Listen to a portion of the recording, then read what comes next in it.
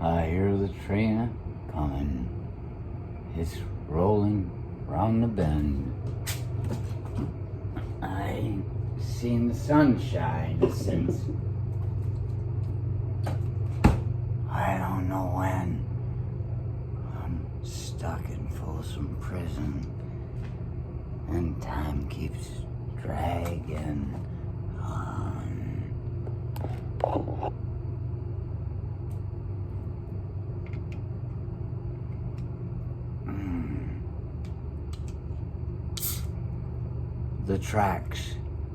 The tracks are magical. I did that one not too long ago, a couple weeks ago, I suppose it was now. Seems a long time ago. But if you hang on too hard to your memories, then your now will be obfuscated.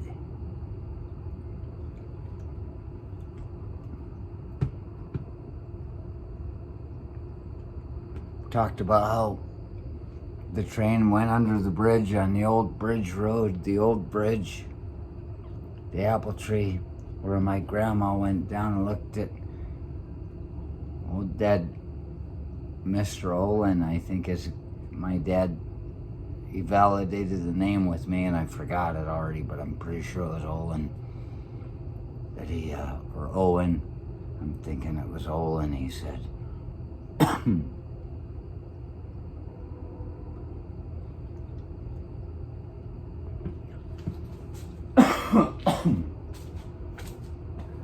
I noticed myself cough last couple videos somewhere, and I said, is that the beginning of cancer? Oh boy, I can't wait.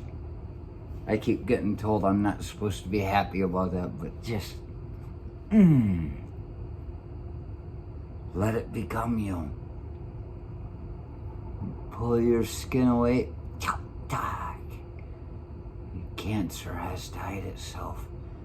It will show you and the world your face,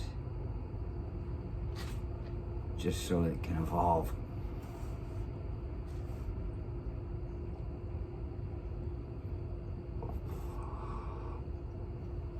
Cancer is like a god to us. It's getting smarter the more we know.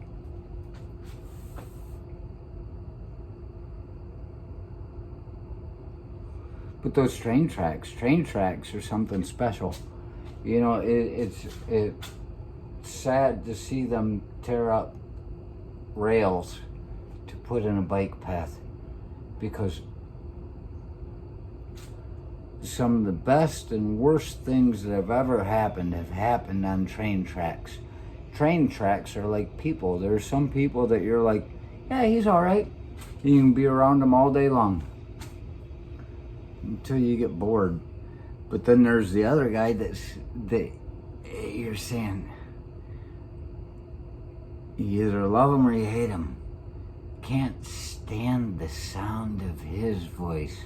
Quote, Daniel Severn, 90.5 FM, KSGS, San Jose. Yeah.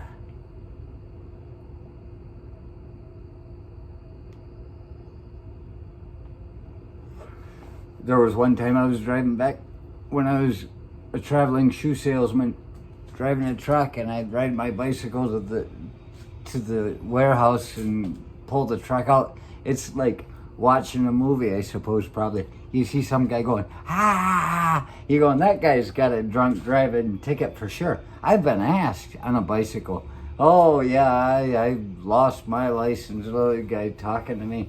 I'm like, I just stopped to talk to the guy, and I'm on a bicycle. That means I've got a drunk driving ticket. I can get there faster on a bike. Yeah, you're going about 32, I've been told. That's as fast as my bike would ever go. I'd ride that thing as fast as it would go. And there'd always be somebody I knew that would come driving by, whether it would be Gaylord, Michigan, where you'd expect it, or San Jose, California, where you're like, how the fuck did they see me? and they're driving by going 32 miles an hour. I'm like, what? I'm not even thinking about it. The bike won't go any faster than that. I'm in the highest speed gear. To say 32 miles an hour. Yeah. So there was the one night I took, and I got back from a week of being on the road, and sometimes you collect money, and I had money in my pocket, bills folded up, that I was going to have to put into the deposit because it was late Friday night and I'm back in town. And I get home and I'm bringing my bicycle up, and I get up there, I'm taking it, and there's no money in my pocket in the shorts I was wearing. I was like, oh shit. People get fired for that sort of thing because they're cheating. Not worried about it. As long as I'm young enough and strong enough, I can always get a job. Probably take somebody else's.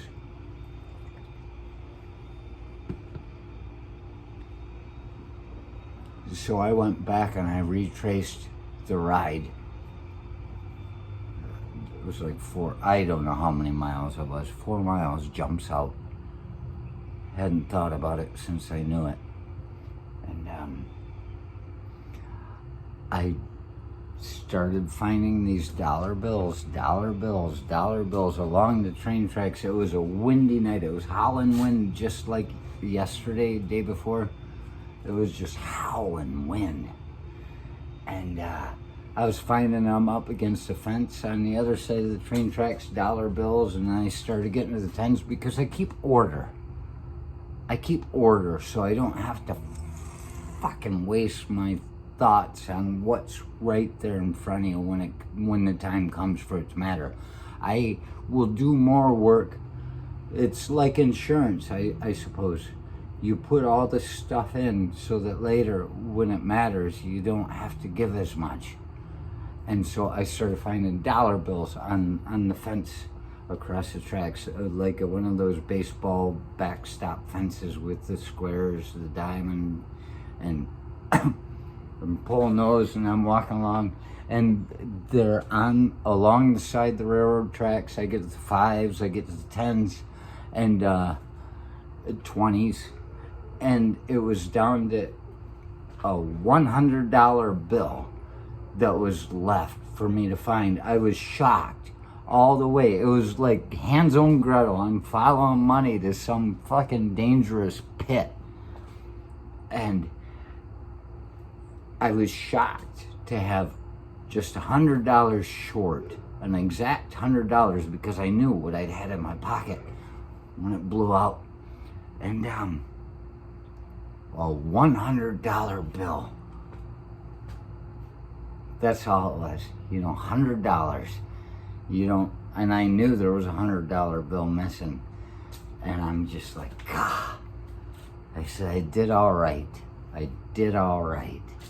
And I'm walking down the middle of the tracks in the dark, and I'm not seeing anything anymore. And I looked in front of me on the ground, and there was this dirty old rug that had been rained on, looked like about 3 fucking winters by now. And it's just there. And I said, it can't hurt to look. And I peeled it up. It was in the mud. I don't make this shit up.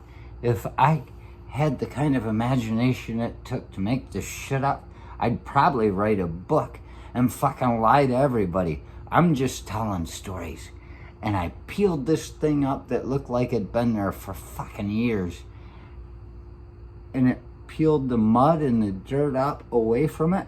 And right underneath it, a crisp, clean $100 bill. I am not kidding. How did it get under there? How did it do it?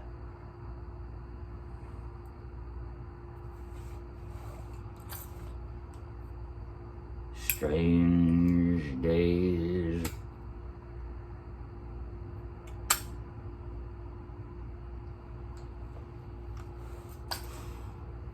Are here So you can call the railroad people stupid for not taking on the airlines when they already had the whole scheduling process worked out, that they were ready to move to the next level, and they said, oh, we don't want any, that's a fleeting thing. Now they're peeling up the railroads, and wow. The magic of the railroad is slowly dissipating.